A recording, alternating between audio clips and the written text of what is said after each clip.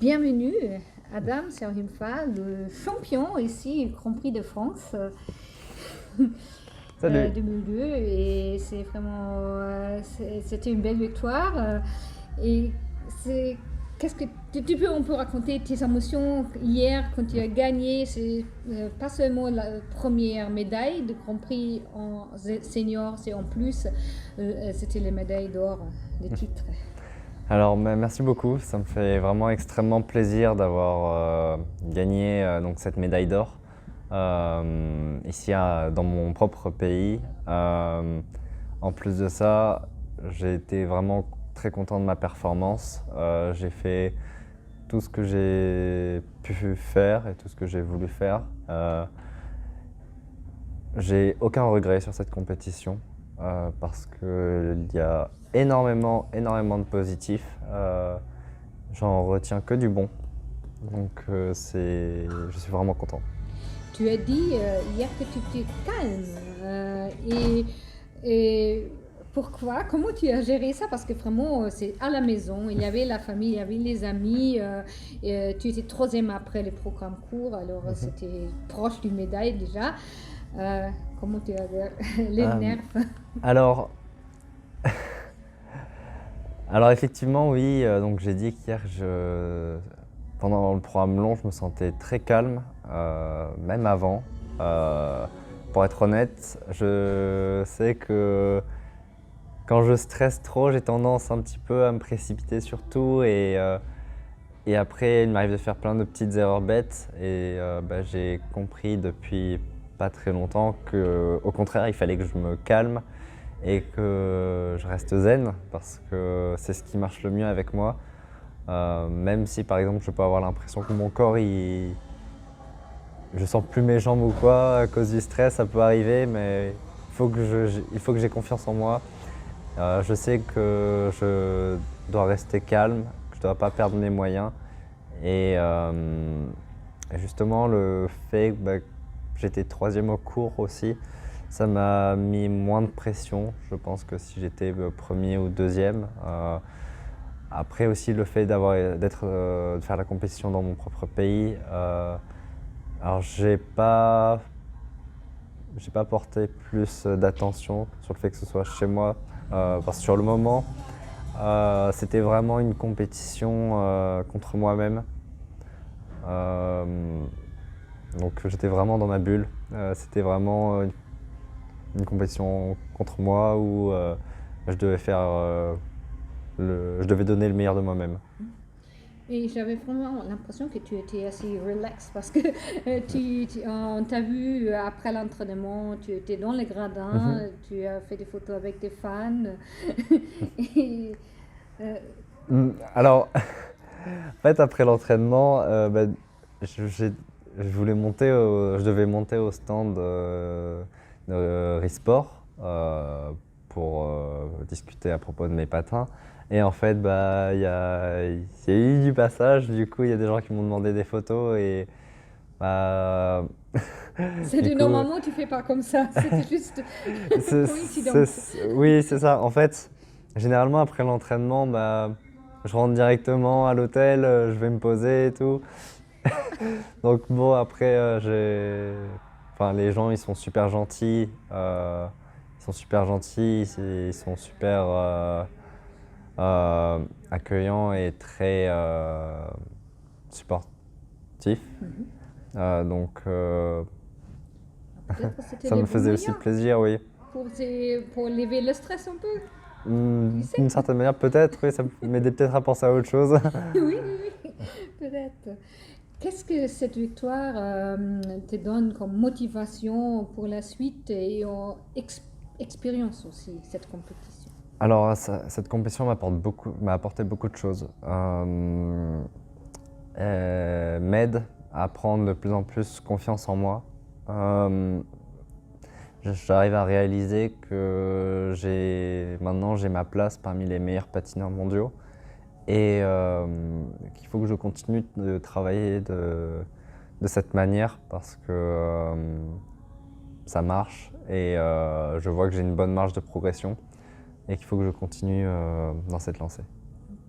le début de la saison, tu étais à Nice, le Masters et Nice, voilà, c'est ça? C'était Bergamo. Il y a eu Bergamo aussi, ah voilà. Bergamo, c'est ça, Bergamo, Masters et Nice. Ah, déjà, et comment parce qu'il y avait des choses, il y avait bon cours à Nice, je crois, mais le livre n'était C'est pas ça. si. Comment tu peux, le début de saison, comment tu Alors, vois? c'est drôle parce que justement, il y avait plein sur chacune de ces compétitions, il y a toujours eu quelque chose de positif à en tirer. Par exemple, sur Bergamo, j'ai été très stressé parce que c'était la première compétition internationale de la saison. Du coup, c'est difficile de gérer tout ce stress et puis m'a aidé pour les compétitions suivantes à me connaître moi-même et ça m'a aidé aussi à m'orienter vers quelle direction je devais travailler. Et donc après, il y a eu les Masters qui ont été faits avec des résultats très positifs. Et, et après, Nice, effectivement, il y a eu un très bon programme court, mais le programme long était vraiment pas bien. Mais cependant, c'était pas forcément une mauvaise chose, dans le sens où je voulais essayer 4 quadruples sauts dans le programme. Ça n'a pas marché. Ça veut pas dire que ça ne marchera pas, mais ça veut dire que j'ai encore beaucoup de travail avant d'y arriver. Donc c'est juste que aujourd'hui, je ne suis pas prêt pour faire 4 quadruples sauts dans le programme. Ça viendra prochainement, mais c'est pour ça d'ailleurs qu'on en a mis que 3 sur ce Grand Prix. Oui, ça marchait bien. Oui, ça a bien marché. Tu as aussi changé le coach Oui. et déménagé à Nice. Effectivement. Oui, comment ça s'est passé, pourquoi et comment tu as trouvé les nouvelles Alors, donc depuis fin mai 2022, j'ai changé de club. Je m'entraîne maintenant à Nice avec Rodolphe Maréchal, avec qui je me suis entraîné pendant 6 ans à Toulouse quand j'étais plus jeune. Et avec Cédric Tour aussi, avec qui j'ai fait quelques stages d'été. Et donc après le cycle olympique, j'ai pris la décision de... Enfin, d'abord, j'ai réfléchi à qu'est-ce que j'avais besoin, qu'est-ce qu'il me fallait pour progresser davantage et comment... Et quels moyens j'avais... je vais y arriver. Enfin, qu'est-ce que j'ai besoin? Voilà. C'est vraiment ça. Je réfléchissais à ce dont j'avais besoin et comment je pouvais y arriver pour progresser et atteindre mes objectifs. Et donc j'ai vraiment voulu faire un gros changement sur toute mon équipe. J'ai gardé mon chorégraphe, Benoît Richaud, et du coup j'ai déménagé à Nice. Et ça marche vraiment bien. Donc je suis très satisfait de mon choix parce que je vois que depuis, il y a eu encore une grosse évolution. Donc c'est très positif. Et qu'est-ce que tu as changé dans l'entraînement? Qu'est-ce que est différent maintenant? Alors, déjà, je peux dire le soleil avec Nice. La patinoire, comme il y a des vitres, toujours agréable. C'est ça. Donc c'est agréable. Après, l'ambiance est un petit peu différente. Je sais pas comment expliquer, mais je me sens bien.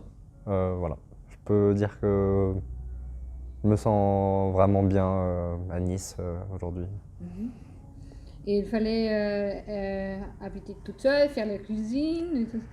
Alors oui, c'était déjà le cas avant. Ah, déjà. Oui, quand j'étais à Courbevoie, j'étais en colocation, mais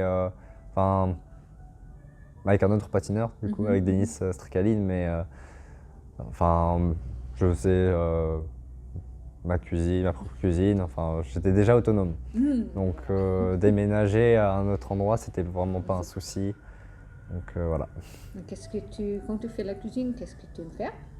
Alors j'essaie de varier un maximum. J'aime beaucoup la cuisine japonaise. C'est vraiment ma cuisine favorite. Ah. Du coup, c'est ce que j'ai essayé de, c'est ce que je cuisine le plus, Ah on oui, va tu dire. fais du sushi. Alors, pas vraiment, parce que ça prend quand même pas mal de temps. Du coup, bah, je vais faire des plats qui vont être plus rapides à faire, par exemple, entre des entraînements avec des nouilles et tout. Donc, mais j'essaie de varier. J'essaie de varier, ou bien même avec du riz. J'ai beaucoup de choix. Et comment tu as appris à faire la cuisine japonaise? Alors, des livres de recettes et des tutos sur YouTube et TikTok. Donc, oui, faut que je regarde des vidéos et tout. Par exemple, quand je sais pas quoi manger, ou bien quand il y a un truc qui me donne envie que je vois, je me dis, ah bah je vais l'enregistrer et un jour j'essaierai de me faire ça à manger. Alors c'est peut-être déjà un hobby, loisir pour faire la cuisine. J'aime bien, ouais, honnêtement j'aime bien faire de la cuisine. Après, ouais, j'en fais parce que j'ai besoin de manger. Donc, bon, mais ça va. Oui, si ça t'intéresse, C'est- pourquoi oui. pas, hein. C'est bien. Tu as deux nouveaux programmes et les programmes comme s'enchaînent. C'est le programme long et la continuation du programme court. Raconte-nous un peu de cette conception des programmes. Alors, effectivement, le programme court et le programme long, c'est une histoire. C'est, euh, Ils sont liés. Le programme court, en fait, c'est une histoire d'amour où, pendant un automne, sous la pluie, j'ai une dispute avec l'amour de ma vie et on se sépare. Et en fait, je regrette beaucoup que ce soit terminé comme ça, des erreurs que j'ai pu commettre. Et donc sur la deuxième partie du programme, il y a un mélange entre la haine et l'incompréhension. Je me sens comme, on va dire, perdu. Et donc dans le programme long, au début, il y a la même musique et la même chorégraphie. Et en fait, juste après, je fais ma chorégraphie, mais à l'envers, parce qu'il y a un retour dans le passé qui se produit. Donc, je retourne dans le passé pour réparer mon erreur. Et j'essaie vraiment à tout prix de réparer mon erreur avec l'amour de ma vie. Et à la fin, j'y arrive. Et j'ai vraiment un sentiment de liberté, de grandeur, où je me sens vraiment libre et j'arrive à obtenir ma rédemption. Alors c'est happy end. Oui. Et comme en réalité ici. Et c'était Benoît qui a proposé ce programme ou... Alors, c'est drôle, les musiques, en fait, on a d'abord choisi les musiques et après on a choisi le thème. Avec Benoît et Cédric, avec toute mon équipe, on cherchait plusieurs musiques. On avait vraiment beaucoup de choix. Trop de choix, je pense. Du coup, c'est une bonne chose d'avoir beaucoup de choix, mais du coup, on hésitait beaucoup avec plein de musiques. Donc, j'ai essayé de patiner avec certaines musiques. Et c'est comme ça qu'on en est arrivé à ce que je choisisse Ezio Bosso pour le programme court et Woodkid pour le programme long. Et donc Benoît a suggéré que ça serait une bonne idée de lier le programme court et le programme long. Ça apporterait de l'originalité. Et le fait de créer un fil conducteur derrière ces programmes, ça m'aide aussi à interpréter mieux mon patinage. Tu sais, le premier patineur qui a fait quelque chose comme ça, c'était Philippe Candeloro. Oui, c'est ça. C'est le deuxième. D'une année à l'autre. Oui, ça c'était le premier. Oui. Mais il n'y a pas beaucoup. Lui, il était le premier. Là. C'est ça. Aussi en français. Alors. C'est une chose française. Et comment toi-même participes dans la création des programmes? Alors, je participe aussi dans la création du programme, dans ce que je ressens, comment je ressens la musique aussi, ma perception de l'histoire, du thème. qu'on a. On en discute beaucoup avec Benoît et on essaie de trouver ce qui me correspond le mieux et de manière à ce que je puisse me sentir le plus à l'aise possible. Quels sont les objectifs pour cette saison? Alors, les objectifs pour cette saison, donc, je voudrais. Alors, en fait, cette année, on a pris quand même des programmes avec des thèmes vraiment différents des années passées.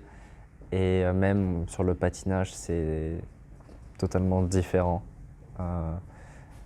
J'ai vraiment envie à ce que mes programmes puissent rapprocher à de l'art, qui n'est pas seulement la partie technique ou que la partie artistique, mais je voudrais être vraiment un patineur complet qui arrive à combiner ces deux aspects.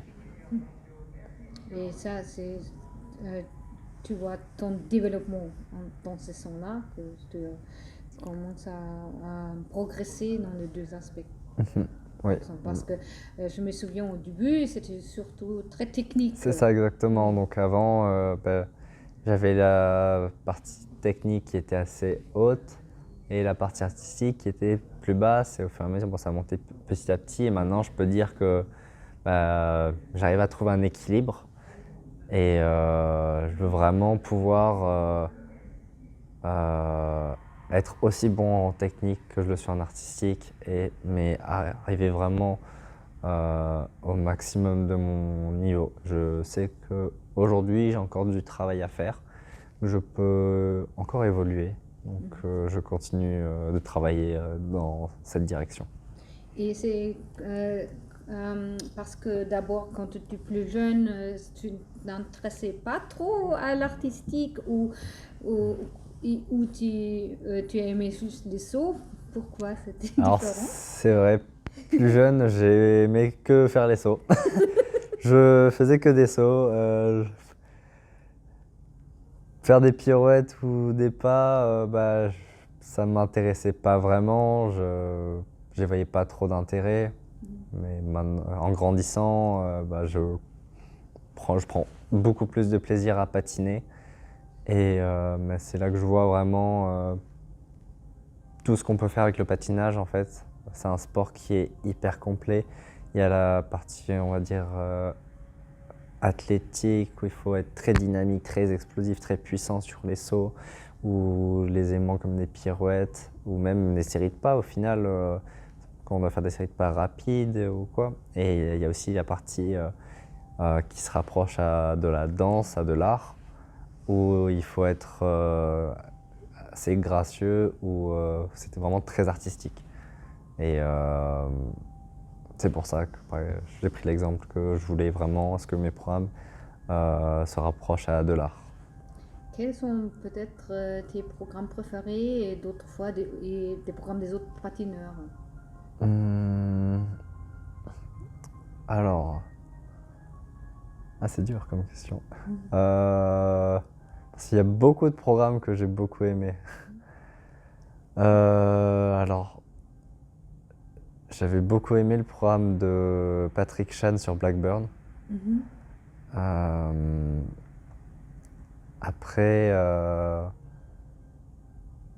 aussi, alors je regardais le programme de plus jeune, je regardais beaucoup le programme de Yagoudine sur un programme long sur l'homme au masque de fer.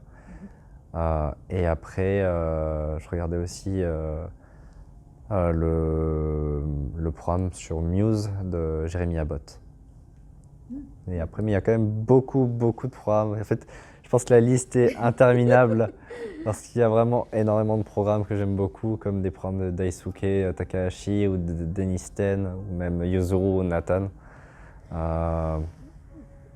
Tous ces patineurs sont vraiment pour moi une source d'inspiration. Ouais, c'est bien que c'est beaucoup des programmes très différents. Et ça... Oui, chacun a son style particulier et j'essaie un petit peu de voir ce que j'aime chez chacun et de prendre ce qu'il y a à prendre. Et pour créer son Mon propre style, exactement, c'est ça.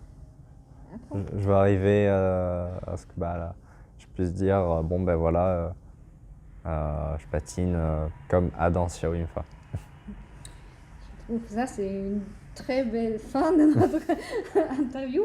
Merci beaucoup et Merci bonne à toi. chance pour la suite. Merci.